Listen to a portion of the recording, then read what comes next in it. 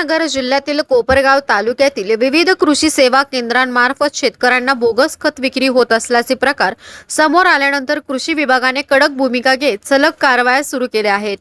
महिनाभरात तब्बल 3 ठिकाणी कारवाई करत संबंधित कृषी सेवा केंद्र चालकांसह कंपन्यांच्या व्यवस्थापकीय संचालकांवर गुन्हे दाखल करण्यात आले आहेत। कृषी विभागाच्या वरिष्ठ अधिकाऱ्यांच्या मार्गदर्शनाखाली तालुका कृषी अधिकारी मनोज सोनवणे, गुणनियंत्रक निरीक्षक गणेश बिरदवडे आणि पथकाने ही कारवाई केली। तिन्ही कारवायांमध्ये जप्त करण्यात आलेल्या खताचे नमुने प्रयोगशाळेत तपासणीसाठी पाठवण्यात आले होते। प्राप्त अहवाल खत बनावट असल्याचे निष्पन्न झाल्यानंतर संबंधितांवर गुन्हे दाखल करण्यात आले। देरडे कुऱ्हाळे येथे बोगस खताचा साठा असल्याची गोपनीय माहिती मिळाल्यानंतर पथकाने धाड टाकत संशयित साठा जप्त केला। त्यानंतर कृषी सेवा केंद्र चालक मयूर बाळू शेलेदार आणि 3 कंपन्यांच्या व्यवस्थापकीय संचालकांविरोधात विविध कलमान्वये कारवाई करण्यात आली। सलग कारवायांमुळे बोगस खत विक्रेत्यांमध्ये खळबळ उडाली असून शेतकऱ्यांनी कृषी विभागाच्या भूमिकेचे स्वागत केले आहे। पुढेही अशाच प्रकारांविरोधात कठोर कारवाई सुरू राहणार असल्याचे प्रशासनाने स्पष्ट केले आहे। दरम्यान शेतकऱ्यांनी कृषी निविष्ठा खरेदी करताना पक्के बिल घ्यावे आणि संशयास्पद प्रकार आढळल्यास तात्काळ कृषी विभागाशी संपर्क साधावा असे आवाहन कृषी अधिकाऱ्यांनी केले आहे।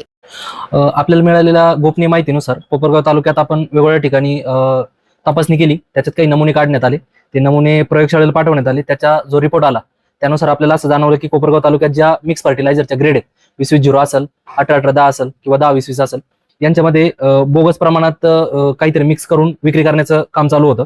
त्यानुसार आपण कोपरगाव तालुक्यात आतापर्यंत 3 FIR केल्यात।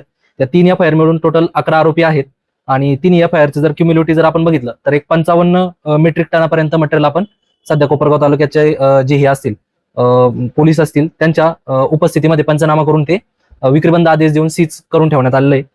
त्या पूर्ण मटेरियलची व्हॅल्यू होती 14.76 लाख, म्हणजे जवळजवळ 15 लाख रुपये। आणि यात जे आरोपी होते, यात जी पहिली FIR आपली झाली होती त्या पहिल्या FIR मध्ये जे कंपनी होती VK फर्टिलायझर म्हणून, त्यांचे कंपनीचे प्रतिनिधी ऋषी आबाळे यांच्यावर करण्यात आली होती। दुसरा जो व्यक्ती होता त्या पहिल्या FIR मध्ये तुषार बाबासाहेब गरड म्हणून कंपनीचे व्यवस्थापकीय संचालक होते, त्यांचा पत्ता राऊरी या ठिकाणी आहे, त्यांच्यावर FIR करण्यात आली होती। जी 2 नंबरची FIR झाली ती FIR अशी होती का आम्ही सेकंड FIR करत होतो पोलीस स्टेशनला, त्यावेळेस आम्हाला गुप्त माहिती मिळाली। गुप्त माहितीनुसार आम्ही एका ठिकाणी गेलो तपासणी करण्यासाठी, परंतु तोपर्यंत त्या ठिकाणचं जे मटेरियल होतं ते मटेरियल कुठेतरी सरकवलंय, आपल्याला असं आणखी एक माहिती मिळाली। त्यानुसार आम्ही थोडंसं जो वैजापूर रोड होता, कोपरगाव वैजापूर हायवे होता, त्या वैजापूर हायवेवर आम्ही थांबलो होतो। आमचे जे अधिकारी असतील, कर्मचारी असतील त्यांना घेऊन, त्याचबरोबर वरिष्ठ कार्यालयाशी वेळोवेळी संपर्क करत होतो। त्यानुसार आपल्याला एक ट्रक त्या दिवशी तिथून जाताना दिसला। त्या ट्रकमध्ये आपल्याला जवळजवळ 23.85 मेट्रिक टनाचं बोगस खत आढळलं।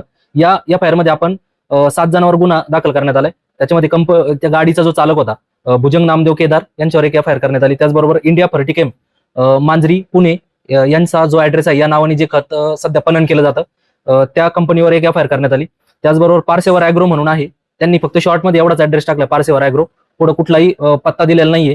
त्याचबरोबर आणखी एक कंपनी तशीच शुभम फर्टिलायझर, त्यांचा पण अपूर्ण ऍड्रेस आहे दिलेल्या मटेरियलवर, यांच्यावर पण एक FIR करण्यात आली। त्याचबरोबर आणखी एक कंपनी होती महालक्ष्मी फर्टिलायझर LLP कासेगाव पंढरपूर, या सदर कंपनीवर ऑलरेडी FIR झाली। पंढरपूर जे पोलीस ठाणे आहे त्या ठिकाणी FIR झालेली होती। त्या कंपनीचं पण मटेरियल आपल्याला इथं सापडलंय। ही 2 नंबरची FIR होती। तिसरी FIR काल झाली 23 तारखेला, 23 फेब्रुवारी 2026 ला। त्या FIR मध्ये आपण पुन्हा आपल्याला 4 आरोपी आपण केलेले आहेत। त्याच्यामध्ये पुन्हा एक 30 महालक्ष्मी फर्टिलायझर कासेगाव यांचं मटेरियल आपल्याला आढळलं। त्यानंतर सम्राट ॲग्रोटेक हवेली पुणे असा पत्ता ज्यांनी टाकलाय ऍज अ पणन म्हणून ती कंपनी काम करते। या कंपनीचा पण जो मॅन्युफॅक्चर आहे तो महालक्ष्मी फर्टिलायझर आहे, त्यांच्यावर पण आपण FIR केली।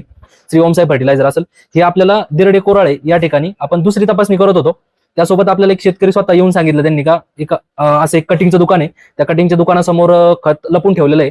त्या शेतकऱ्यांनी दिलेल्या माहितीचा आधार घेऊन आपण ज्यावेळेस तपासणी करायला गेलो तर आपल्याला एक्झॅक्टली कटिंगच्या दुकानाच्या समोर गोडाऊन मध्ये हे मटेरियल अवैधपणे साठवून ठेवलेलं आढळलं, ज्या की कंपन्या अतिशय बोगस आहे, ज्यांचं मटेरियल प्रयोगशाळेकडून पण आपल्याला अहवाल प्राप्त झालाय, त्याच्यामध्ये कुठलंही त्यांनी क्लेम केलेल्या याच्यानुसार कंटेंट आढळून आलेलं नाही।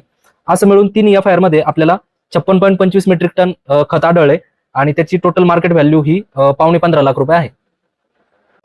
महाराष्ट्र शासन कृषी विभागामार्फत शेतकऱ्यांना ज्या निविष्ठा पुरवठा केला जातो तो गुणवत्तापूर्ण निविष्ठा पुरवठा करण्याबाबत कृषी विभाग नेहमीच कटिबद्ध आहे आणि त्याच्यासाठी कृषी विभागामार्फत काम केलं जातं। त्याचाच परिपाक म्हणून ज्या मागील 15 दिवसात कोपरगावमध्ये 3 FIR आपल्या कृषी विभागामार्फत करण्यात आलेला आहे। याच्यामध्ये मी कृषी विभागामार्फत शेतकऱ्यांना असे आवाहन करू इच्छितो की शेतकऱ्यांनी ज्या काही निविष्ठा ते खरेदी करतात, खते असेल, बियाणे असेल किंवा कीटकनाशके असेल, त्याचे कृषी सेवा केंद्र चालकाकडून पक्के बिल घेण्यात यावे. तसेच जर त्यांना काही शंका आढळली किंवा काही त्याच्या दर्जाबाबत काही त्यांच्या मनात शंका उपस्थित झाली तर त्यांनी कृषी विभागास कळवावे. आणि जी काही खरेदी करणार आहेत, कृषी निविष्ठा खरेदी करणार आहेत, तर त्या नामांकित कंपन्याच्याच खरेदी करावे, जेणेकरून त्यांचे जे दर्जाबाबत त्यांना साशंकता निर्माण होणार नाही.